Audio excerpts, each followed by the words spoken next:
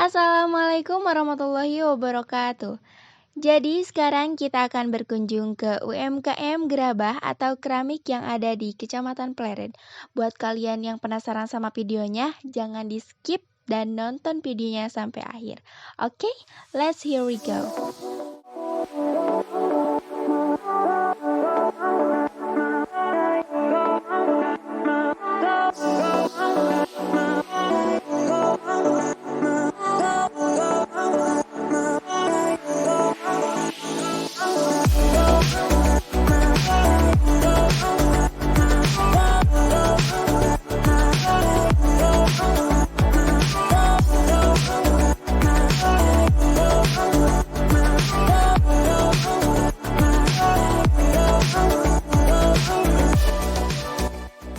Purwakarta adalah salah satu kota kecil di Jawa Barat yang beraneka macam budaya dan kerajinan tangan. Salah satunya yaitu kerajinan keramik yang berada di Kecamatan Pleret. Kita lagi ada di Kecamatan Pleret. Kita akan menelusuri bagaimana cara pembuatannya. Buat kalian yang penasaran sama cara pembuatannya, kalian harus ikutin sampai akhir ya. Ikutin kita.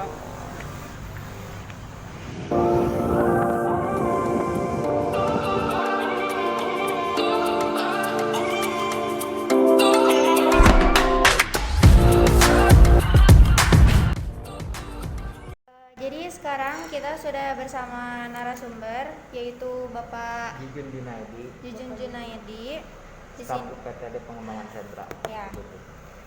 Sejarah berdirinya Litbang UTPD apa UPTD ini didirikannya sejak kapan? Baik, untuk sejarah UPTD ya, birokrasinya lembaga. Sejarah UPTD dari dulu juga UPTD udah ada. Cuma semenjak adanya otonomi daerah terbentuklah UPTD. Dulu UPT, unit pelaksana teknis, yang punya pusat dan provinsi. Nah, setelah otonomi daerah dikembalikan lagi ke daerah masing-masing, makanya terbentuk unit pelaksana teknis dinas. Kita di bawah Dinas Koperasi UKM Perindustrian Perdagangan Kabupaten, membina para pengrajin yang ada di sentra industri keramik Pleret. Notabene-nya berdiri sejak 2000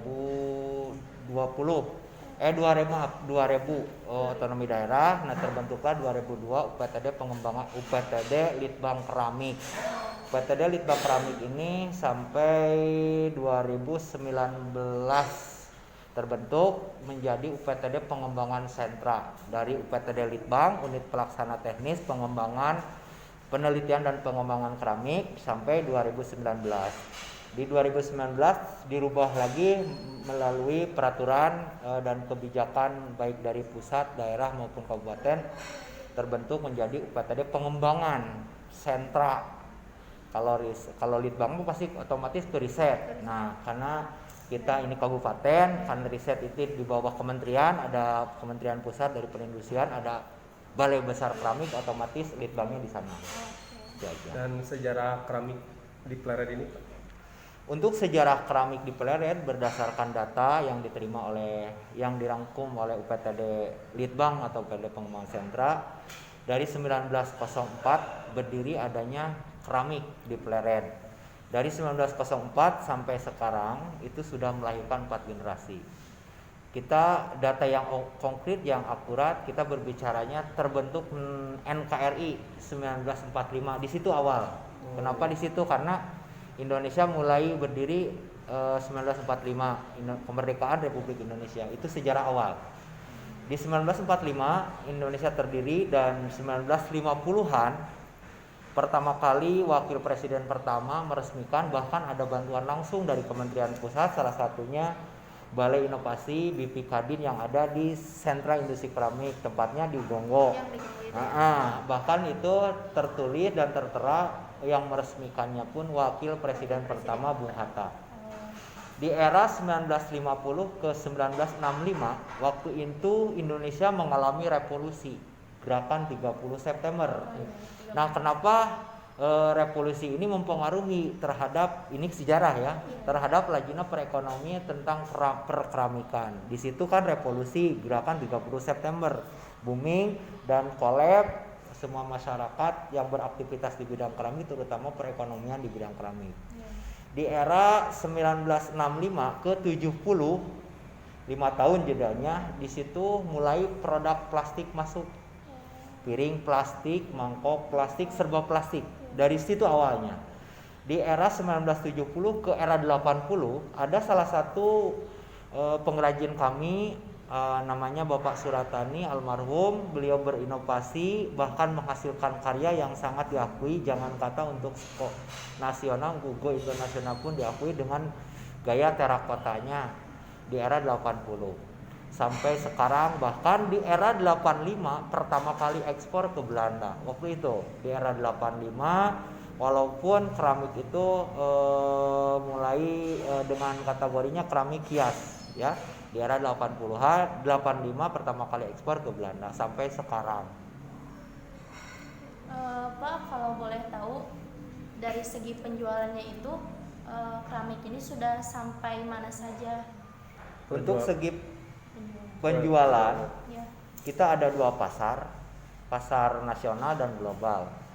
Notabene untuk nasional kita sekupnya skala, kalau keramik di Pleret itu kita punya kriteria ya, maaf kita bubar dulu.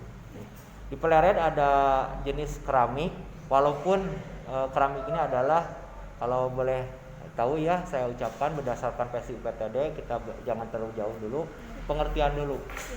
Kenapa keramik, orang mengenal keramik teh rata-rata ke lantai, betul? Iya. Pasti beli keramik yang dikasih ubin, betul nggak? Iya, Kalau ke betul. toko keramik beli keramik pasti dikasih ubin. Kalau beli guci pasti guci. Nah, berdasarkan versi UPTD, pengertian daripada keramik adalah seni membentuk dengan tanah liat dan dibakar. Jadi setiap seni membentuk dengan tanah liat dan dibakar disebut keramik. Keramik di sini dibagi 3 kriteria. Pertama, keramik bakaran rendah yang disebut dengan gerabah, yang ada di Purwakarta, Kasongan, Lombok, Takalar, sama Kalimantan. Itu gerabah di bawah kisaran 1000 derajat. Kedua, keramik bakaran menengah yang disebut kalau bahasa kerennya stoneware, alat fungsi seperti wastafel, kloset, instalasi listrik, itu kan bakaran menengah di atas 1000 sampai 1150 derajat. Yang ketiga, bakaran tinggi. Bakaran tinggi ini untuk fungsional, salah satunya untuk alat otomotif dan elektronik, pasti di dalamnya ada keramik ya.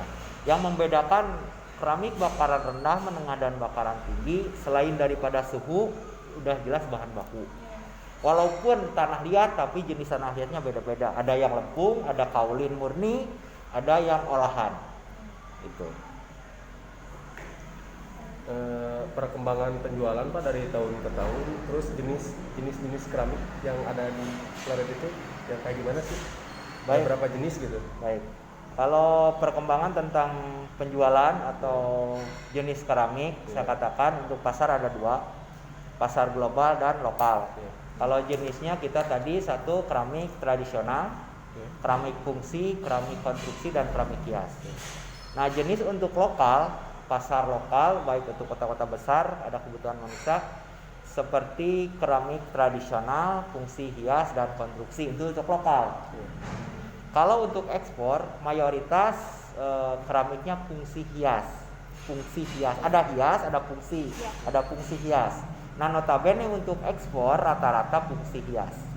Itu pasarnya alhamdulillah kita sudah menembus pasar dunia yang paling jauh ke benua Eropa dan Amerika. Kalau per tahun, karena di musim sekarang pandemik ya, udah 2 tahun berjalan, untuk otomatis perkembangan lajunya pereksporan karena kita dengan kebijakan, dengan adanya wabah ini mempengaruhi drastis menurun.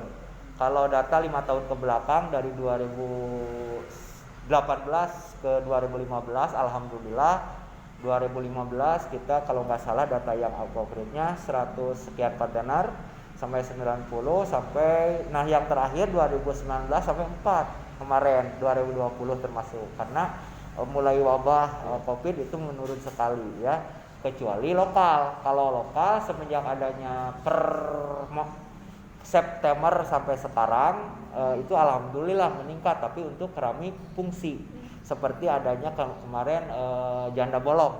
Nah, itu mempengaruhi terhadap, tapi untuk lokal alhamdulillah sampai booming. di per September sampai sekarang. Udah kayaknya segitu aja, cukup. Baik, kalau demikian mungkin mohon maaf atas pelayanannya. Informasi yang paling lengkap silakan hubungi dari akun kami, ada Keramik Poultry, nanti di situ sejarah atau UPTD Pengembangan Sentra. Di situ klik aja baik di YouTube atau di apapun sekilas informasi. Iya, Pak. Terima kasih Pak atas waktunya. Assalamualaikum warahmatullahi wabarakatuh.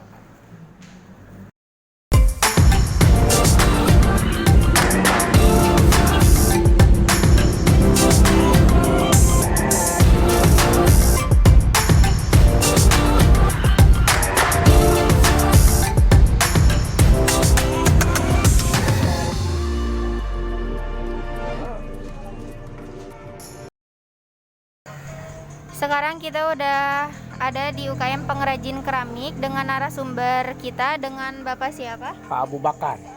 Dengan Bapak Abu Bakar.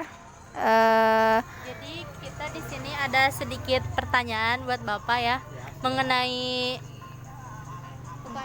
UKM ini tersendiri. Sudah berapa lama Bapak bekerja sebagai pengrajin ini? Oh, Bapak udah lama, kalau orang Dakar kan Bapak turun temurun ya. Mulai tahun 60 orang tua Bapak udah keramik, udah buka keramik gitu ya. Dari 60 sekarang dilanjutin Bapak mulai cara, kalau keramik dulu kan keramik glasur. Pertama gerabah terus glasur, sekarang kembali ke keramik gerabah. Bapak mulai ke keramik gerabah ini tahun 85. Tahun 85 sampai sekarang. Berapa buah yang bisa Bapak hasilkan dalam sehari, Pak? Kalau tergantung besar kecilnya barang. Kalau yang barang ini paling 10 kalau yang besar. Kalau yang kecil macam ukuran, tergantung ukuran ya. Kalau ukuran segini paling 100 per hari. Kalau ukuran segini paling 2-30 lah per hari. Lebih sedikit ya? Iya. Kalau semakin besar barangnya Semakin besar ya semakin sedikit. kalau untuk harga satuan kerajinan keramik ini berapa Pak? Tergantung besar kecilnya barang. Kalau yang kecil paling kecil 5.000. Paling kecil tuh yang opot mini. Yang paling, kalau yang besar mah ada sampai yang ada 1 juta, ada yang 2,5 juta. Kalau Bapak kan ukuran yang menengah, yang paling tinggi Bapak jual 200.000. Paling tinggi itu. Jenis keramik yang Bapak produksi itu jenis kayak apa sih, Pak? Kayak pot kembang lah, pot bunga, Guci ya, Pak? guci, celengan. Itu teh Bapak penjualan udah sampai mana? Kalau sekarang masih di dalam negeri aja. Kalau dulu sebelum Pandemi. ada bukan pandemi, Apa? sebelum moneter, Sempat ekspor lagi. sempat ekspor ke Singapura, Australia, Jepang, Belanda ya itu Eropa, sampai ke itu kan yang memasarkannya itu PT IDU. Terus dirangkul sama PT IDU dipasarkan ke 5 benua tuh pernah tuh sama PT IDU. Apakah Bapak pernah mengalami kesulitan saat mengerjakan pekerjaan ini? Kalau kesulitan pemasarannya. Kalau masa kerja mah nggak ada kesulitan, bahan baku banyak. Kurang ini ya. Cuman pemasaran terbentur, semua pengrajin tuh di dalam pemasaran. Pasang surutnya itu dari pemasaran. Tergantung ramenya bagaimana konsumennya. Lagi rame-rame, kalau sekarang alhamdulillah lagi rame. Kalau sebelum Sempat sepi gak, Pak? sempat sepi lah, sebelum Covid kan sepi. Iya. Setelah di PSBB-nya dibuka sekarang agak sepi karena PSBB kan di Jakartanya. Karena kebanyakan orang yang beli keramik itu konsumen orang Jakarta sama orang Bandung. Kalau dari langkah-langkahnya tersendiri bisa dijelasin Pak? Masalahnya? Langkah-langkah pembuatan. Pembuatannya. Ya pertama kan bahan bakunya tanah. Lihat ini nih. Ya, tanah liat. Kayak seperti di molen. Ini kan udah jadi nih tanahnya langsung dibikin. Kalau dulu mah waktu era 80 ke belakang mah masih tradisional. Malah dulu mah kan bawa tanahnya juga dari Citeko tuh pakai roda. Iya. Roda kuda, roda sapi dulu mah. Sekarang kan Sudah modern, dulu mah kan diinjak supaya lembut tuh. Nama istilahnya diluluh lah kata orang Sunda mah. Sekarang mah dimolen tanahnya juga. Di era modern sekarang mah serba mesin lah. Malah pembuatannya juga ada yang pakai mesin ada. Berarti tanahnya juga diambil dari Plerednya juga ya Pak ya? Ya enggak dari desa Citeko. Ya masihnya kecamatan Pleret juga, ya termasuk Pleret. Lain desa.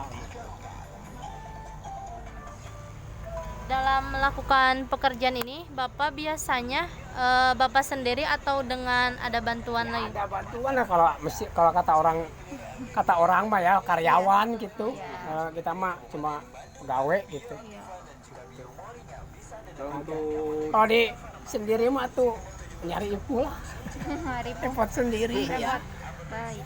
Nah untuk pemesanan bisa ada ini Pak, kontak telepon atau WA? Iya, sekarang kan zaman canggih. Sekarang zaman online. Nanti bisa dicantumin di deskripsi ya. Ya iya. Sekarang kan semua juga online lah sekarang mah. IG juga ada ya Pak? IG yang punya Rudi? Ya, Instagram ada. Pokoknya kalau zaman sekarang, kalau orang nggak bisa online ya ketinggalan zaman. Iya. Pak, range harganya dari range harga berapa sampai harga berapa gitu? Ya minimal dari 5.000, kalau punya bapak sampai 200.000 per potong. Minimalnya 25.000. Paling tinggi di Bapak 200 lah. Itu berarti bisa kirim-kirim ya Pak kalau masih terjangkau ini mah? Ya iyalah, kirim. Tapi kebanyakan kan diambil. Kalau orang sekarang kalau pengen butuh barang, online dulu, telepon dulu, pesan-pesan dulu baru diambil, jadi enak. Hari apa kesini hari lah, hari Sabtu jadi apa? harus pesan dulu gitu ya? Ya, jadi nanya dulu. Untuk yang terakhir Pak, harapan Bapak dengan pekerjaan ini ke depannya gimana? Ya pengen sukses lah, pengen lebih maju lagi, Amin. Ingin berkembang ya? pengen berkembang sama anak Pemasarannya cucu. juga. Iya, pemasarannya lebih bagus. Gitu. Jadi dinikmati bukan sama bapak saja, sama anak cucu bapak. Gitu. Ya, barangkali segitu aja pertanyaan dari kami. Mohon maaf mengganggu aktivitas Bapak. Ya, nggak apa-apa. Ya, terima kasih. Kembali. Terima kasih atas waktunya, Pak. Ya, Terima kasih atas kembali. waktunya. Assalamualaikum warahmatullahi wabarakatuh.